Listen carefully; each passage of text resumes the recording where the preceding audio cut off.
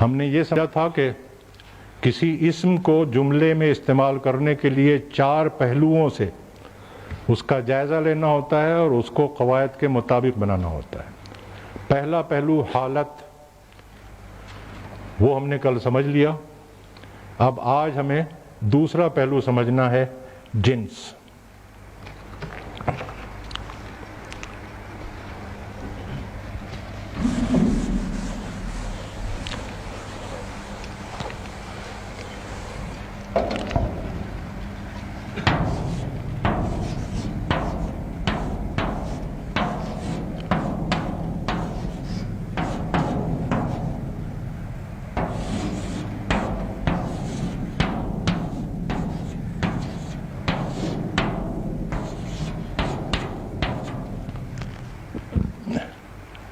یہ دونوں جملے درست ہیں؟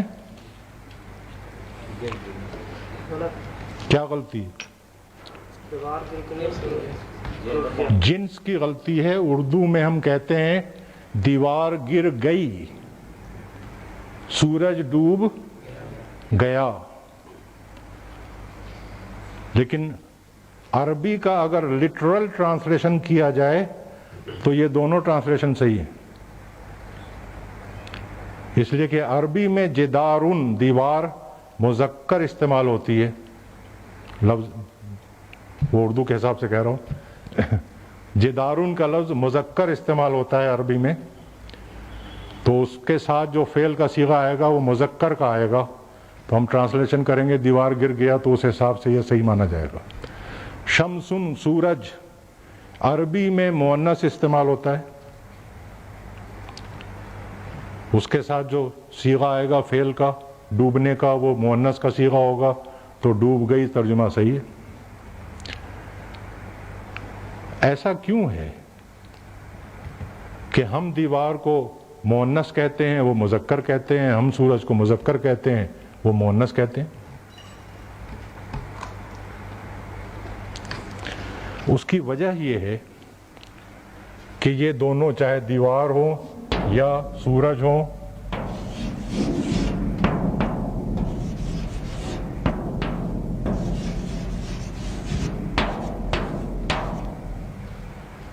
غیر حقیقی ہیں، ان کی کوئی جنس ہے ہی نہیں، نہ یہ دراصل دیکھا جائے تو نہ یہ مذکر ہے نہ مؤنث ہے۔ یہ ہمارے زبان کی پرابلم ہے کہ ہمیں ہر چیز کو یا تو مذکر استعمال کرنا پڑتا ہے یا مؤنث استعمال کرنا پڑتا ہے، there is no third option۔ تو اس لیے فیصلہ جو ہے وہ اہل زبان سے سن کر کیا جاتا ہے کہ کسی چیز کو اہل زبان مذکر استعمال کرتے ہیں یا مؤنث استعمال کرتے ہیں۔ عربی میں اہل زبان دیوار کو مذکر استعمال کرتے ہیں، عربی میں وہ مذکر ہی مانا جائے گا۔ اردو کے اہل زبان دیوار کو مؤنث استعمال کرتے ہیں، اردو میں اسے مؤنث ہی ماننا پڑے گا، علی ھذا القیاس۔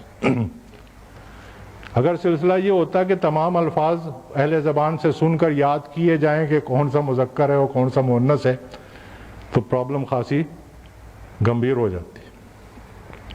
لکیلی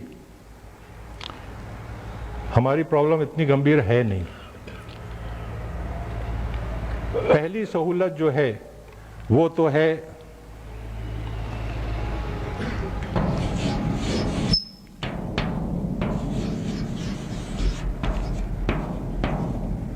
جنس حقیقی کی۔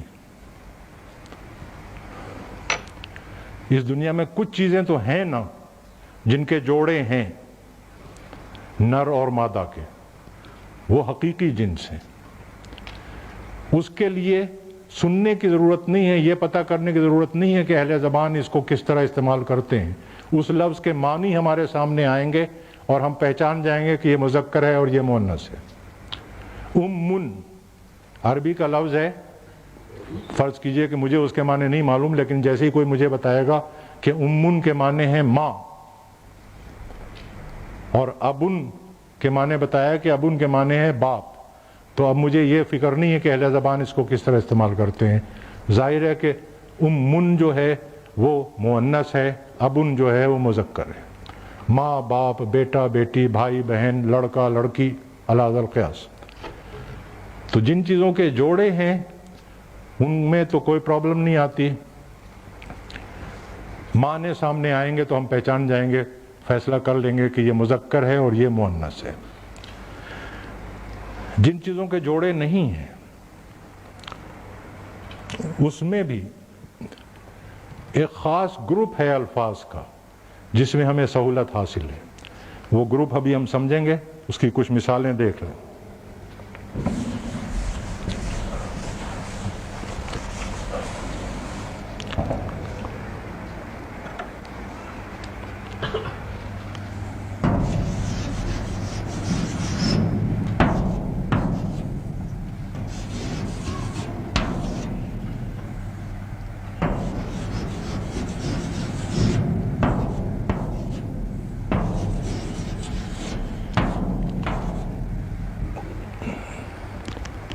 मीठा हलवा, मीठी की खीर। ये मीठा और मीठी क्या है? एडजेक्टिव है, सिफत है, एडजेक्टिव्स हैं, और उसमें हम मुज़क्कर और मुअन्नस की तमीज़ करके बोलते हैं। वैसे उर्दू में ये फ़र्क जो है वो बहुत वाज़ेह नहीं है। मिसाल के तौर पर एक एडजेक्टिव हम इस्तेमाल करते हैं, अच्छा लड़का और अच्छी लड़की, लेकिन अगर दूसरा एडजेक्टिव इस्तेमाल करें, नेक लड़का नेक लड़की, वहां यह फ़र्क ख़त्म हो गया। लेकिन अरबी में हमें यह सहूलत है कि यह तकसीम जो है बहुत कॉम्प्रिहेंसिव है, यानी एक्सेप्शंस बहुत कम मिलेंगे, ज़्यादातर अल्फाज जो हैं वो तकसीम होगी मुज़क्कर और मुअन्नस की। दूसरी मिसाल देखें,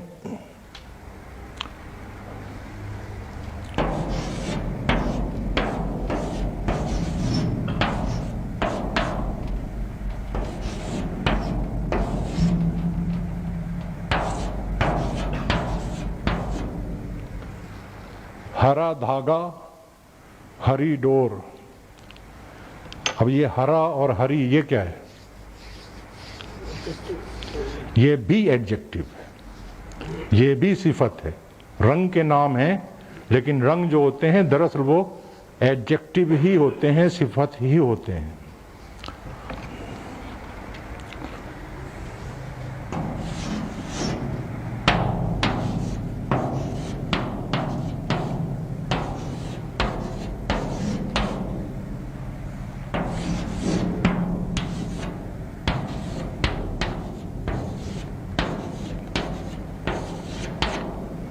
ये क्या है? सबसे बड़ा और सबसे बड़ी। एडजेक्टिव्स में डिग्रीज होती हैं, कंपैरेटिव डिग्री और सुपरलेटिव डिग्री, लेकिन बहरहाल वो भी होते एडजेक्टिव ही हैं, सिफत ही हैं। तो एक ग्रुप जो इनका बनता है वो एक ही बनता है,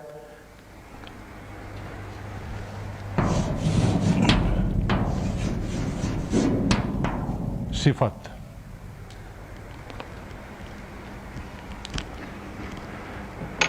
इसमें आगे चल के आप पढ़ लेंगे, रंग के साथ ओयूब भी शामिल होते हैं। मिसाल के तौर पर अंधा, बहरा, गूंगा, लंगड़ा, ये भी सिफत हैं। लेकिन सिफत के ये तीन ग्रुप हैं। एक बिल्कुल सीधी सीधी सिफत, ये कहलाते हैं अलवान और ओयूब यानी रंग और ओयूब, और ये कहलाते हैं तफजील यानी कंपैरेटिव और सुपरलेटिव डिग्री। तो जैसे मैं आपको बता रहा था कि अरबी में सिस्टम बहुत कॉम्प्रिहेंसिव है, उर्दू में इतना कॉम्प्रिहेंसिव नहीं है। ये देखें, हरा हटा दें, लाल लगा दें, जरा रंग बदल के देखें क्या होता है। लाल धागा, लाल डोर।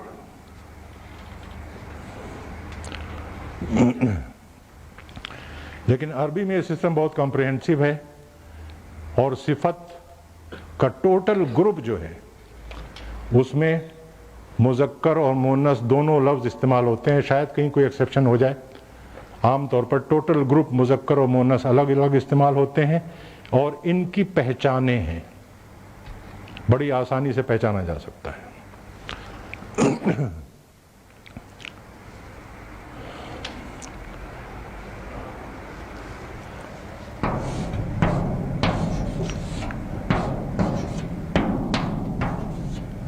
اکبرو، یہ عربی میں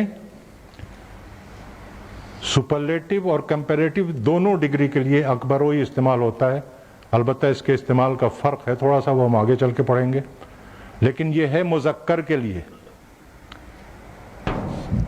مؤنث کے لیے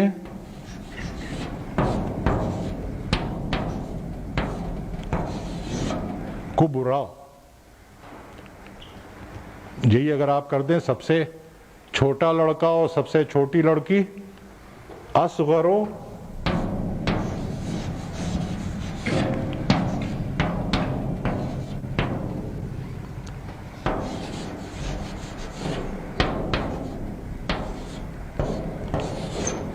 صغرا۔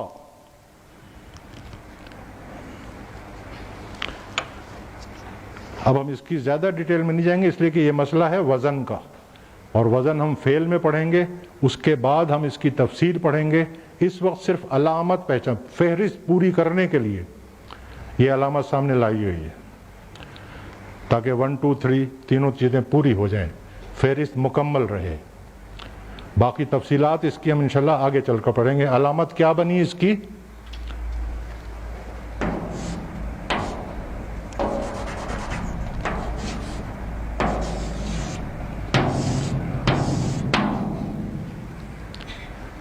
میں نے کل بتایا تھا آپ کو، ڈیش کس چیز کو ریپرزینٹ کر رہا ہے؟ آخری حرف کو۔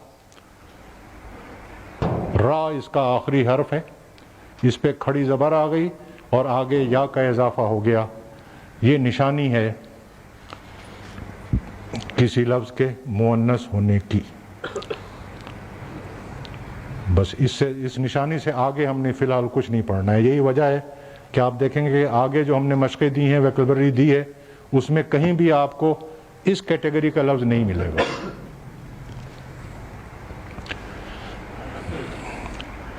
ہرا دھاگا، ہری ڈور،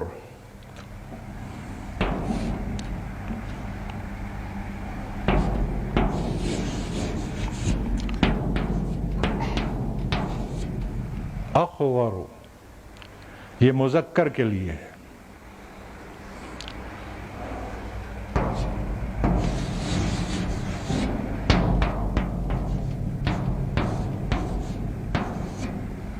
خغراؤ، یہ مؤنث کے لیے ہے۔ یہ رنگ میں نے اس لیے چنا ہے کہ وہ گنبد خضرا ہم لوگ بہت بولتے ہیں اردو میں، وہ خا پہ زیر نہیں ہے، زبر ہے، خضرا۔ اس کی علامت کیا بنی؟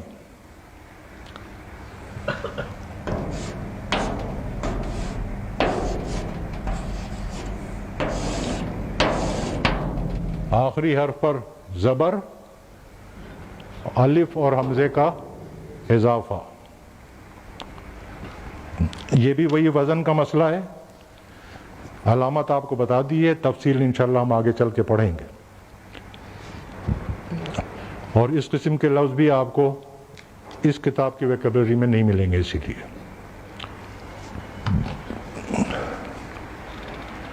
البتہ یہ ہے جو ہم نے اب پڑھنا ہے۔ میٹھا، اس کی عربی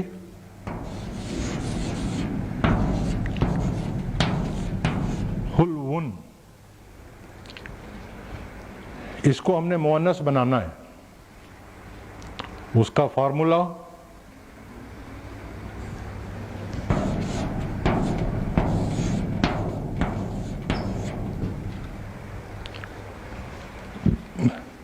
آخری حرف پر زبر اور گول تے کا اضافہ۔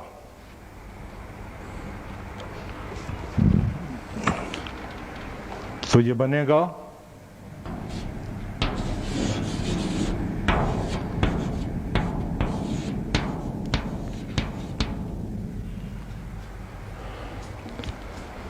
دیکھیں نوٹ کریں کہ یہاں پر مذکر میں یہ آخری حرف ہے واو، اور اعراب جو ہے وہ اس پر آ رہا ہے۔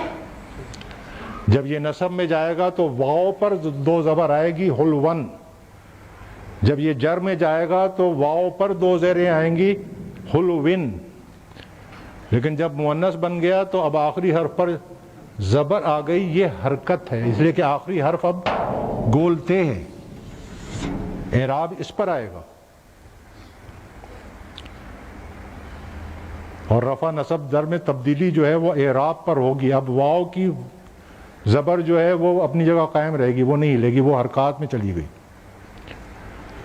نصب میں یہ حلوتن بنے گا الف کے اضافے کے بغیر، اور جر میں یہ حلوتن بنے گا، تبدیلی یہاں آئے گی، یہاں اب نہیں آئے گی۔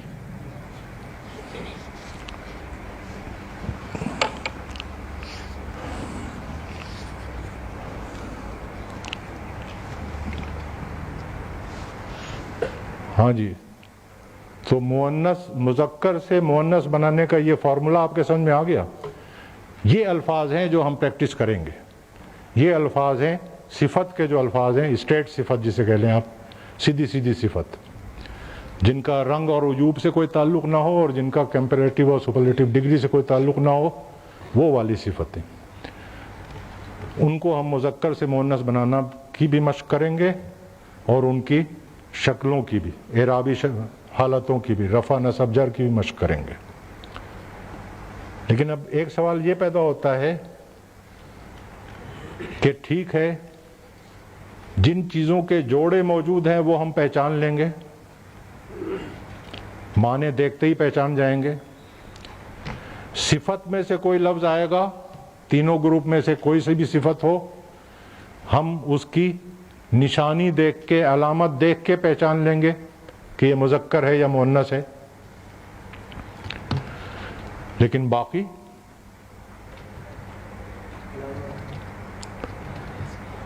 اس کے لیے پھر وہی ہے کہ اہل زبان سے سن کے یاد کرنا پڑے گا۔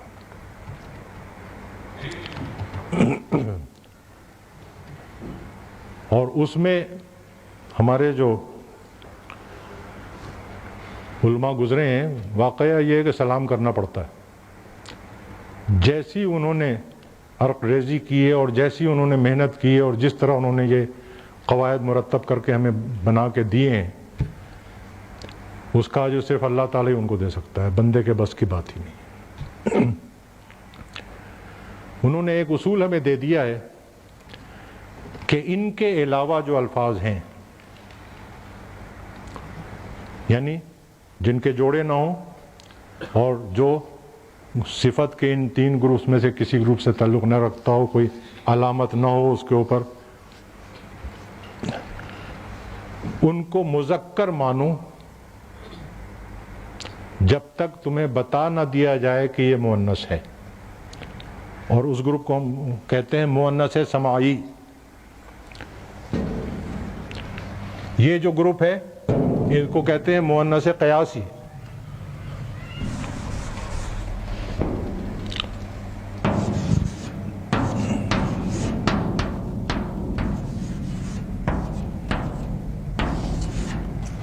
قیاسی کے معنی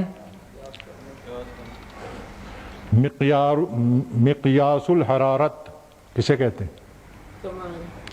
تھرمامیٹر، حرارت ناپنے کا پیمانہ۔ مؤنث قیاسی وہ مؤنث الفاظ جس کا کوئی پیمانہ مقرر ہو، اس کا پیمانہ گول تے، اس کا پیمانہ آ او، اس کا پیمانہ آ، مؤنث قیاسی۔ اور اس کے علاوہ جن کے لیے کہا کہ جب کسی اہل زبان کو مؤنث استعمال کرتے ہوئے سن لو تو اسے مؤنث مانو، وہ مؤنث سماعی۔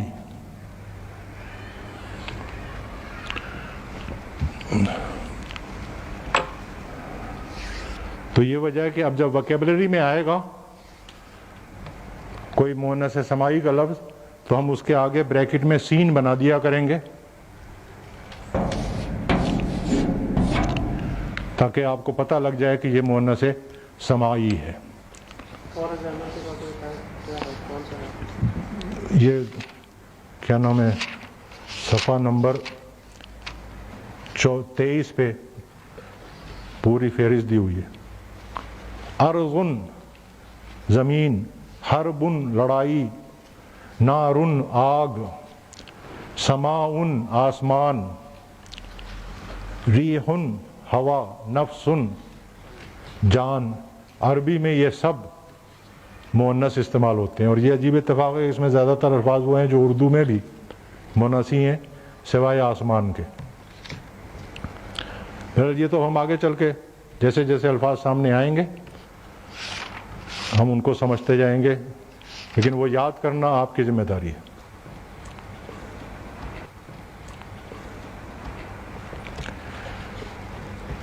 اب ایک آخری جو اہم بات ہے اس سلسلے میں وہ نوٹ کر لیں.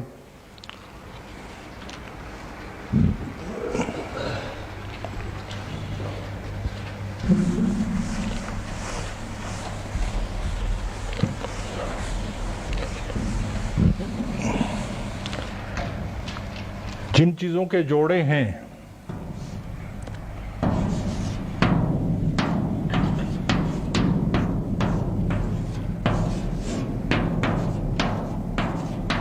اخن بھائی، اختن بہن، اس میں تو آپ کو مذکر اور مؤنث دونوں الفاظ ملیں گے. جو صفتیں آئیں گی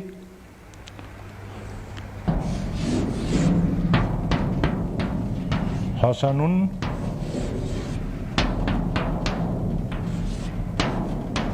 حسنتن، اس میں بھی آپ کو مذکر اور مؤنث دونوں الفاظ ملیں گے. لیکن جب مؤنث سماعی آئے گا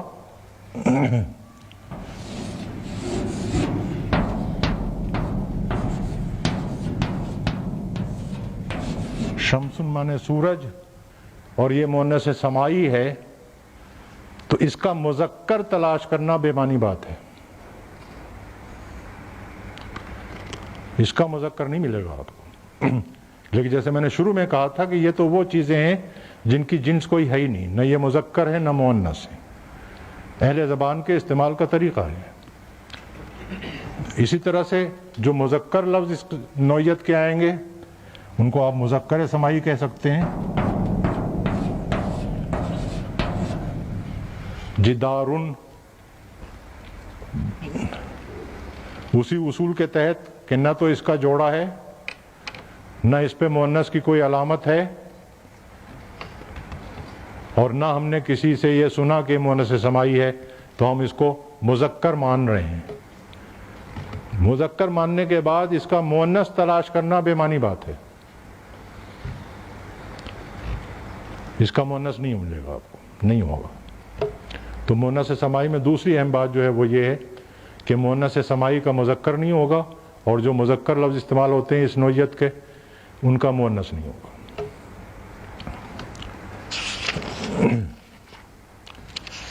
مشق کرنے کے لیے ہم تھوڑا سا مختلف طریقہ کار اختیار کریں گے کہ پہلے میں جتنے الفاظ بتاؤں گا ان الفاظ کی آپ یہیں پہ مشق کریں گے، پھر اس کا کریکشن کریں گے تاکہ اگر کوئی غلطی ہے تو اس کا کریکشن ہو جائے اور آگے کے الفاظ میں پھر وہ غلطی آپ سے ریپیٹ نہ ہو. اگر اس طرح سے ہو کہ تمام الفاظ کی میں آپ کو مشق کرا دوں اور اس کے بعد کریکشن کرا دوں تو پھر وہ کریکشن چیک بیک کرنے کا آپ کو موقع نہیں ملے گا یا بہت کم ملے گا. اب جو ہم نے مشق کرنی ہے، پیج نمبر بھی بتاتا ہوں، پہلے ادھر رہیں بلیک بورڈ پہ.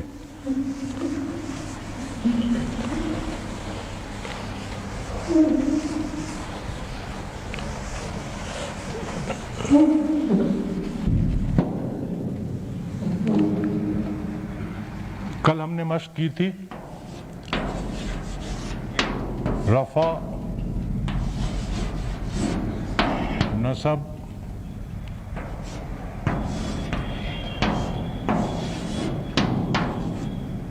اور جر، تین شکلیں بنائی تھیں.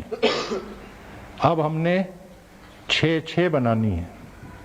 اور اس طرح بنانی ہے. اس کا فارمیٹ یہ ہوگا, رفع نصب جر کے کالم یہی رہیں گے.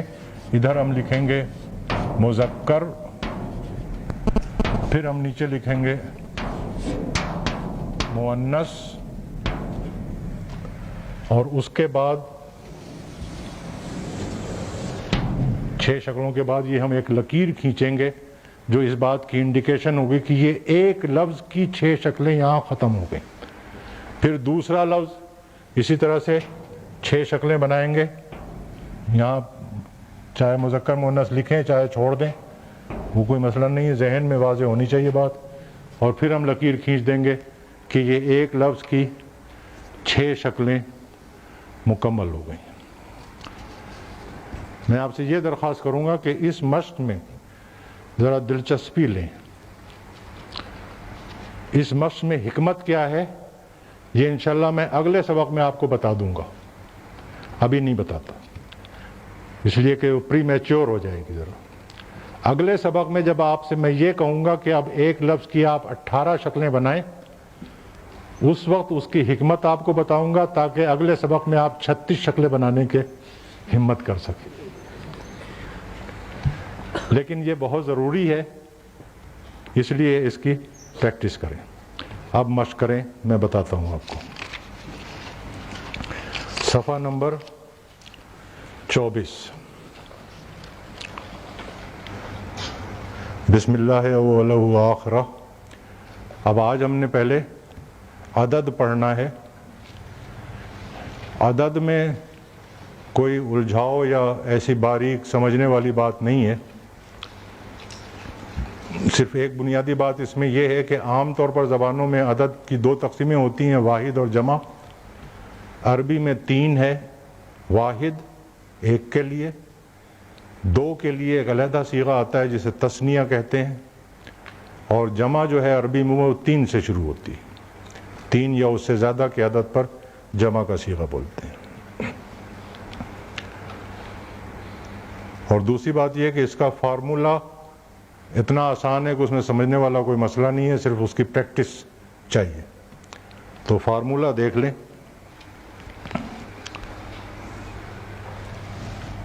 پہلے ہم فارمولہ دیکھ رہے ہیں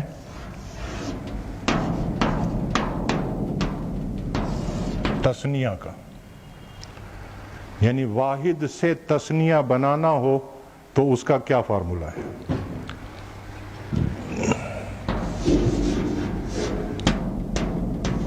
حالت نصب کا فارمولہ الگ ہے, سوری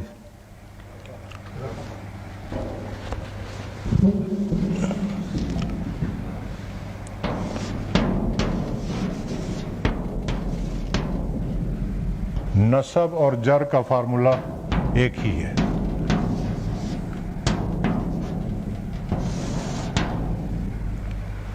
اور فارمولہ ہے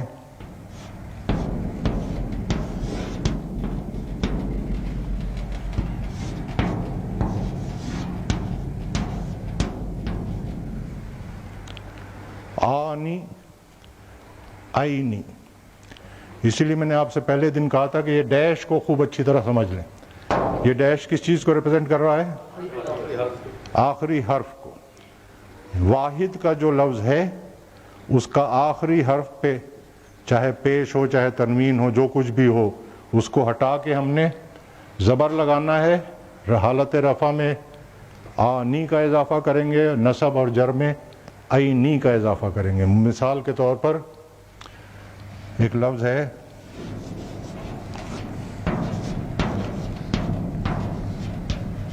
مسلمن, واحد, اس کا ہم نے تثنیہ بنانا ہے. آخری حرف میم ہے, اس پر زبر آ جائے گی.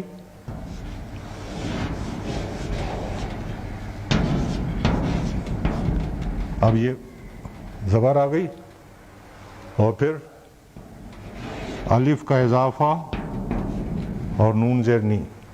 مسلمانی, 2 مسلمان. رفع میں نصب اور جر میں وہی ہوگا کہ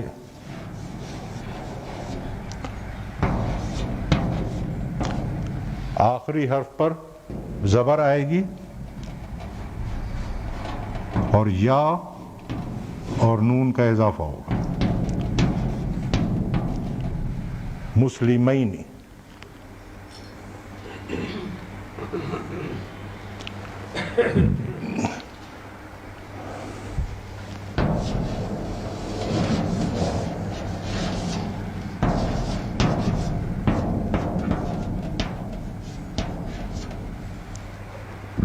مسلمتن.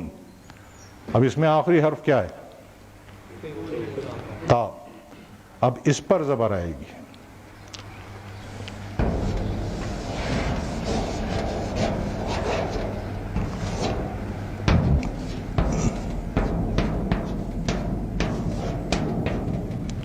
مسلمتانی حالت رفع میں اور نصب اور جر میں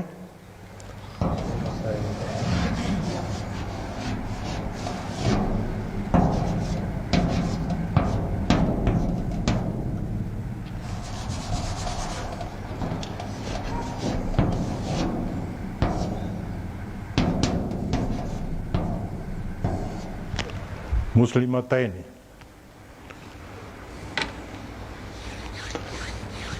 اس میں سمجھنے والی تو کوئی بات نہیں ہے، صرف یاد کرنے کی اور مشق کرنے کی بات ہے. البتہ ایک بات سمجھ لیں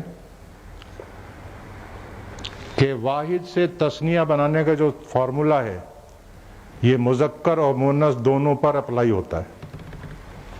مذکر اور مؤنث دونوں کے لیے ایک ہی فارمولا ہے، الگ الگ فارمولے نہیں ہیں. نمبر 2، اس فارمولے کی یا اس قاعدے کا استثناء سے میری ملاقات ابھی تک نہیں ہوئی ہے. کھڑکی میں نے بہرحال کھلی رکھی ہے، لیکن یہ بہت پکا قاعدہ ہے. اس کے استثناء شاید کہیں ہو آگے عربی میں، لیکن ہم نے جتنی عربی پڑھی ہے اس میں تو نہیں ہے. یہ پھر کتاب میں تھوڑا غلط چھپا ہوا ہوگا. جی، یہ کتابن، کتابانی اور کتابینا لکھا ہوا ہے. وہ صحیح کر لیں جی، کتابینی. غلط ہے، جی ہاں، کتابینی.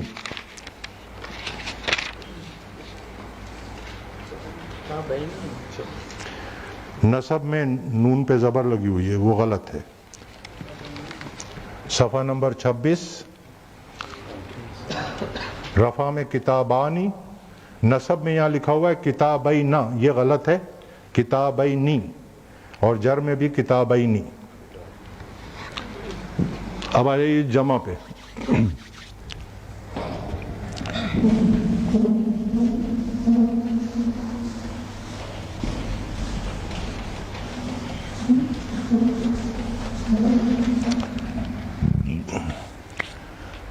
جمع میں فارمولا جو ہیں وہ الگ الگ ہے. جمع مذکر کا فارمولا الگ ہے اور جمع مؤنث کا فارمولا الگ ہے.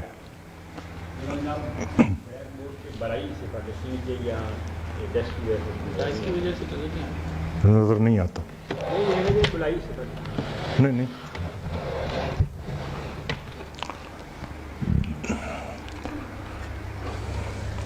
اب ہم فارمولا سمجھ رہے ہیں جمع مذکر کا.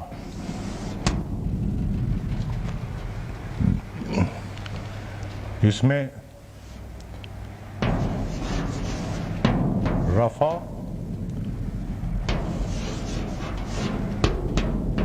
نصب اور جر کا ایک ہی فارمولا ہے، بس جر. اور وہ فارمولا ہے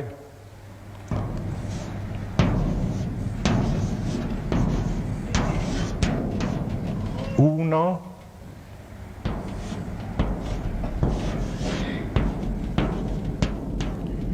اینا. یعنی آخری حرف پر، حالت رفع میں آخری حرف پر پیش لگائیں گے، واو اور نون کا اضافہ ہوگا اونا. نصب اور جر میں کسرہ لگائیں گے، زیر لگائیں گے اور اضافہ ہوگا یا اور نون کا. اس کی مثال دیکھ لیں، وہی مسلمون دیکھ لیں.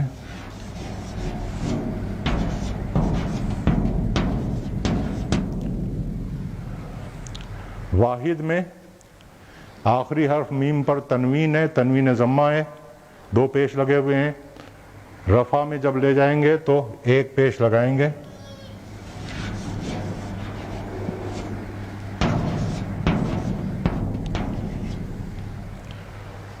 اور واو کا اضافہ کریں گے.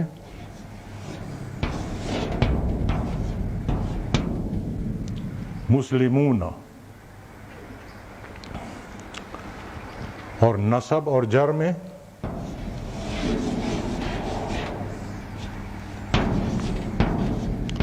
اب آخری حرف پر زیر آئے گی، کسرہ آئے گی.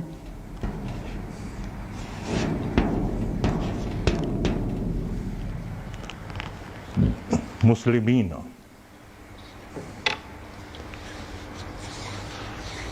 سمجھنے میں تو اس میں کوئی پرابلم نہیں ہے، صرف یاد رکھنے کی بات ہے.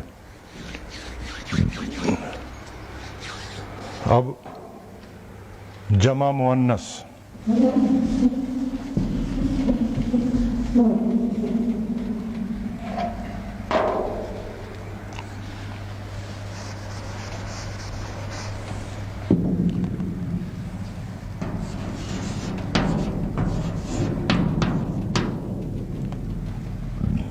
حالت رفع میں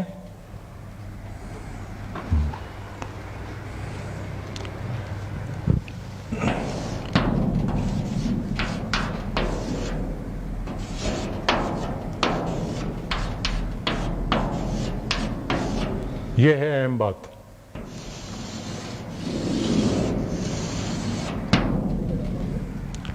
نہیں، حالت رفع میں نہیں.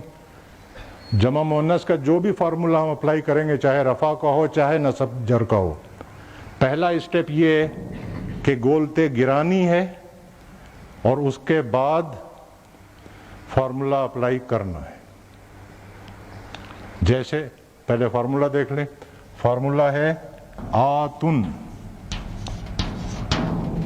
اب یہ ڈیش کس کو ریپرزینٹ کرے گا؟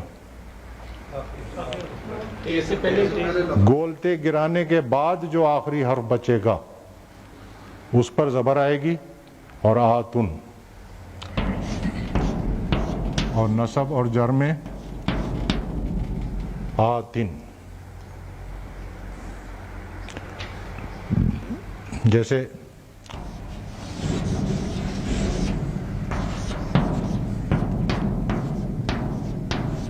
مسلمتن ہے، اس میں سے یہ تا گر گئی تو آخری حرف میم بچا ہے،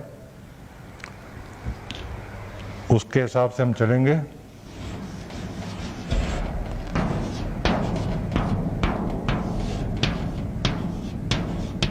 مسلماتن.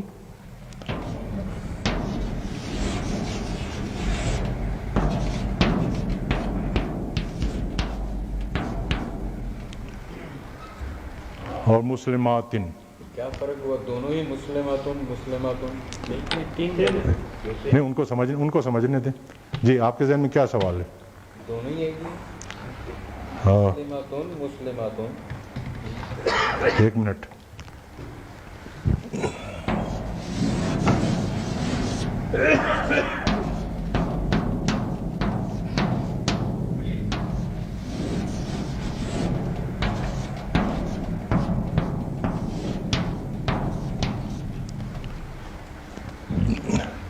لکھنے میں فرق تو صاف نظر آ رہا ہے، بولنے میں بھی فرق ہونا چاہیے.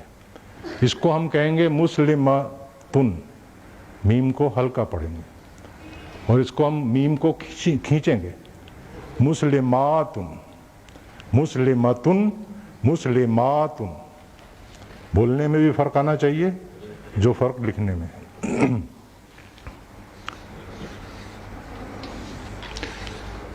اچھا جی، اب سوال یہ کہ جو فارمولا ہم نے پڑھا ہے تثنیہ کے لیے، تو میں نے آپ کو بتا دیا کہ یہ کافی پکا قاعدہ ہے اور اس کا استثناء ابھی تک میری نظر سے نہیں گزرا.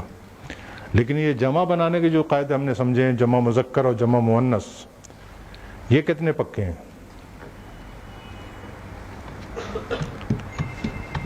یہ زیادہ پکے نہیں ہیں. کافی الفاظ ایسے ہیں جن کی جمع اس فارمولے کے حساب سے نہیں بنتی ہے بلکہ ان کی جمع الگ آتی ہے. مثال کے طور پر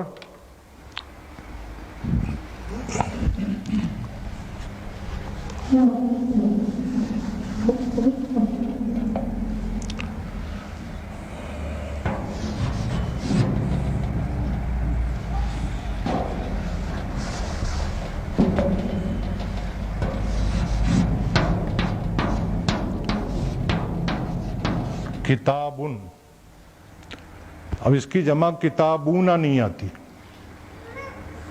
اس کی جمع آتی ہے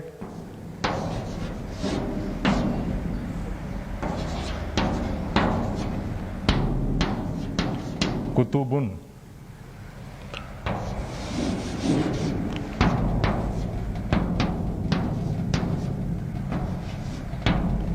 مسجدن،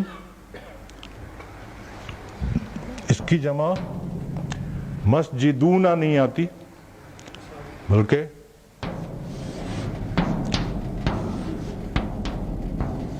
مساجدو آتی ہے. جیسے میں نے آپ کو بتایا تھا کہ عربی جو ہے وہ دنیا کے سب سے زیادہ سائنٹیفک زبان ہے، وہ بات اپنی جگہ صحیح ہے بالکل. اس وقت ہم آپ کو یہ کلاسیفیکیشن اگر بتائیں گے کہ کس قسم کے الفاظ کی جمع فارمولے کے مطابق آتی ہے اور کس قسم کے الفاظ کی جمع مختلف طریقے سے آتی ہے تو آپ کا کنفیوژن بڑھے گا. آگے چل کے انشاءاللہ جب آپ تھوڑی سی عربی پڑھ لیں گے اس وقت جب یہ فیکٹس آپ کے سامنے ڈسکلوز کی جائیں گے تو آپ بڑی آسانی سے اسے پک اپ بھی کر لیں گے، سمجھ بھی لیں گے اور ریٹین بھی کر لیں گے. اس لیے فی الحال بس اتنا سمجھ لیں کہ کچھ الفاظ ہیں سے مور دین 50% الفاظ جن کی جمع فارمولے کے مطابق ہی آئے گی، لیکن 40-45% الفاظ ایسے بھی ہیں جن کی جمع جو ہے وہ قاعدے کے مطابق نہیں آتی ہے. ان کے لیے اصطلاح ہے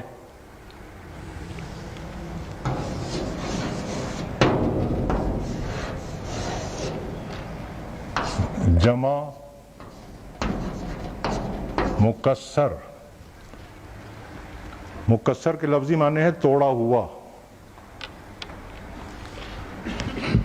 الفاظ کی ترتیب جو ہے وہ ٹوٹ جاتی ہے. کتابن میں سے الف غائب ہو گیا، مسجدن کی جمع آئی تو ایک الف کا اضافہ ہو گیا، اس لیے ایسی جمع کو ہم جمع مکسر کہتے ہیں. تو طریقہ یہ ہوگا کہ اب جو ہم ویکیبلری دیں گے جن الفاظ کی جمع مکسر آتی ہے ان کی جمع ہم آگے بریکٹ میں لکھی ہوئی ملے گی آپ کو اس کتاب میں، وہ آپ نے یاد کرنی ہے. اور جن کی جمع آپ کو لکھی ہوئی نہ ملے وہ پھر فارمولے کے مطابق بنائیں گے. فرق کس طرح واضح ہوگا؟ میں کس طرح پتا لگے گا اگر بک میں نہ دیا ہو تو اس کو؟ اگر جب آپ یہ 3 کتابوں سے گزر چکے ہوں گے اس کے بعد کی بات کر رہے ہیں؟ ابھی تو اس کتاب میں جو ویکیبلری دی ہوئی ہے اس میں عام طور پر کہیں بھول گئے ہوں تو وہ علیحدہ بات ہے، وہ غلطی مان لیں گے ہم اپنی، لیکن کوشش یہی کی ہے ہم نے کہ ایسے الفاظ جن کی جمع مکسر استعمال ہوتی ہے وہ وہیں دے دی جائے. اور جب آپ یہ 3 کتابیں کیا 2.5 کتابیں پڑھ لیں گے انشاءاللہ تو پھر آپ کو اس کی ضرورت ہی نہیں پڑے گی، آپ خود ہی پہچان لیں گے کہ یہ فلاں قسم کا لفظ ہے اس کی جمع سالم آئے گی، یہ فلاں قسم کا لفظ ہے اس کی جمع مکسر آئے گی. پھر جمع مکسر کے کچھ اوزان فکسڈ ہیں، وہ ہم نے اس کتاب میں تو نہیں ہے لیکن تینوں کتابوں میں نہیں ہے، لیکن جمع مکسر کے اوزان جب آدمی یاد کر لیتا ہے تو پھر اسے کوئی پرابلم نہیں رہتی.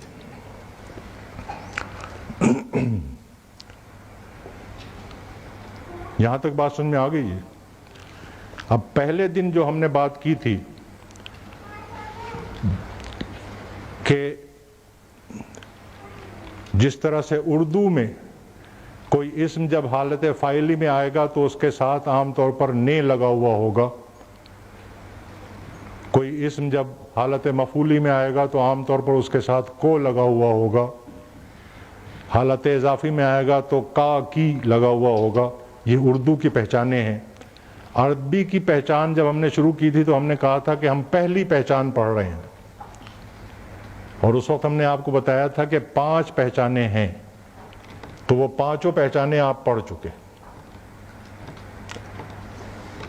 اس کو سم اپ کر لیں اب۔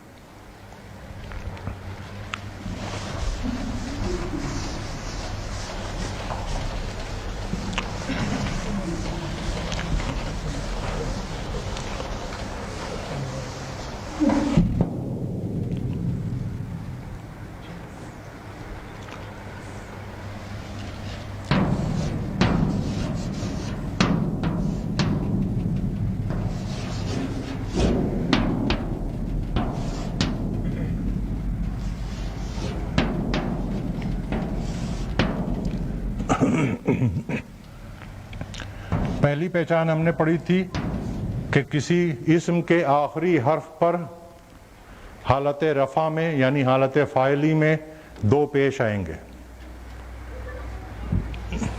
حالت نصب میں آخری حرف پر 2 زبر آئے گا اور الف کا اضافہ ہوگا، اس کا استثناء بھی پڑھ لیا تھا، اور حالت جر میں آخری حرف پر 2 زیریں آئیں گی۔ یہ پہلی شناخت تھی۔ دوسری شناخت ہم نے پڑھی غیر منصرف الفاظ کی کہ آخری حرف پر 1 پیش، حالت نصب میں آخری حرف پر 1 زبر اور حالت جر میں بھی 1 زبر۔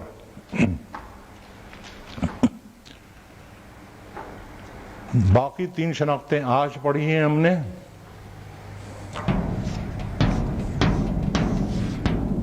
آنی،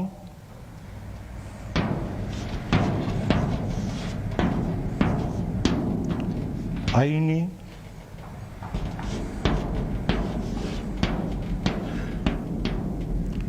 عینی، یعنی یہ تثنیہ کی علامتیں ہیں۔ وہ 2 جو تھیں وہ واحد کی علامتیں تھیں، یہ تثنیہ کی علامتیں ہیں۔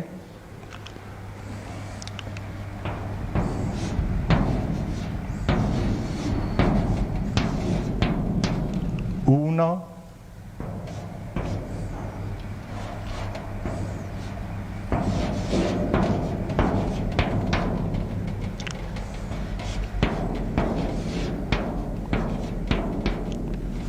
اینا، اینا، یہ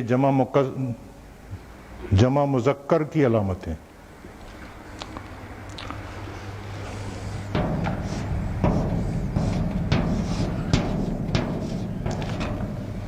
آتن، آتن،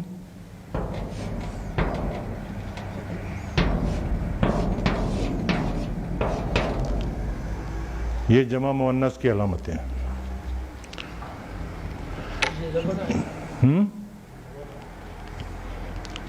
کہاں؟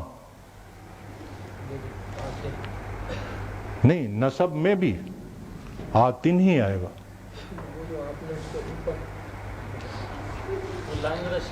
اچھا، اس کو کہہ رہے تھے آپ؟ اب اس میں خاص بات جو نوٹ کرنے کی ہے اور ذہن میں گرفت کرنے کی ہے وہ یہ ہے کہ اگر ذہن میں یہ ہے کہ اعرابی حالت جو ہے وہ زبر زیر پیش سے پہچاننی ہے تو یہاں پہ تو نون کے نیچے زیر آ رہی ہے،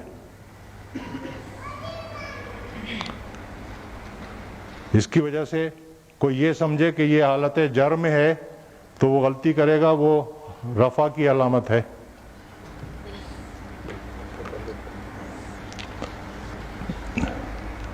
تو ایک تو اس سے بھی غلطی ہوتی ہے، اس سے غلطی ہوتی ہے، اور اس سے تو بے تحاشا غلطی ہوتی ہے۔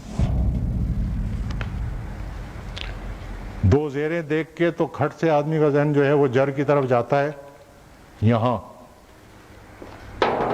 حالانکہ یہ نصب بھی ہے، جر ہو سکتا ہے، جر بھی ہے لیکن نصب بھی ہے۔ تو یہ بات یاد کر لیں اب کہ اعراب یہ تو ٹھیک ہے، یہ 2 اعراب جو ہیں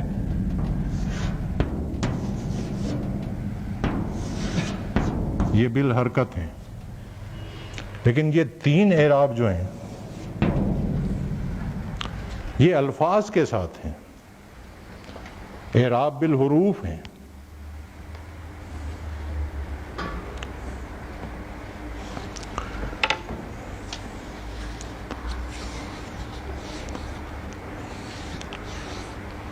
اس کی بہت احتیاط کرنی ہے، ورنہ اس میں نے دیکھا ہے کہ طلبہ خاصی غلطیاں کرتے ہیں۔ انہوں نے دماغ میں صرف یہ بٹھایا ہوا ہوتا ہے کہ حرکت سے اعراب پہچاننی ہے، زبر زیر پیش سے اعراب پہچاننا ہے، تو پھر وہ یہ جو اعراب بالحروف ہیں اس میں وہ غلطیاں کرتے ہیں۔ چلے ہم تھوڑی سی مشق کر لیں، پھر آگے چلیں گے انشاءاللہ۔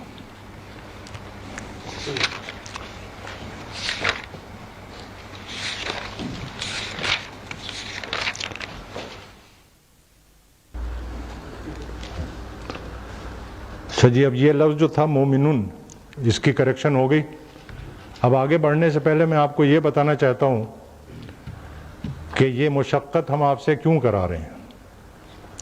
یعنی ابھی یہ ایک لفظ مومنون کی 18 شکلیں بنوائی ہیں آپ سے، اور آگے یہ فہرست خاصی لمبی ہے جن کی 18 یا 9 شکلیں بنوانی ہیں، اور پھر کل کو ہم آپ سے کہیں گے کہ جی اب 36 بناؤ، تو اس کی وجہ سمجھ لیں۔ پہلے دن ہم نے کیا پڑھا تھا کہ کسی جملے میں اسم کو استعمال کرتے وقت 4 پہلوؤں سے اس کو قاعدے کے مطابق بنانا ہوتا ہے، یہی پڑھا تھا نا۔ اب اگر طریقہ یہ ہو کہ آگے چل کے جب آپ کو جملے دیے جائیں ان کا ٹرانسلیشن کرو، اس ٹرانسلیشن میں ایک لفظ آیا سچا، صادقن،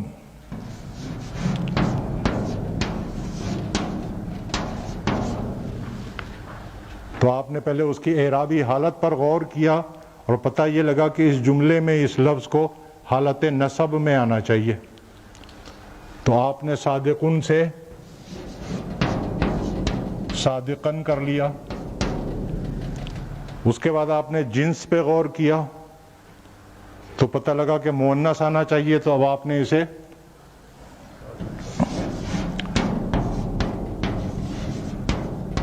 صادقتن کر لیا۔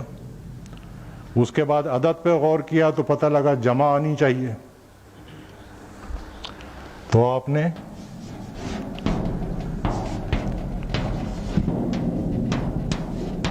صادقاتن کر لیا۔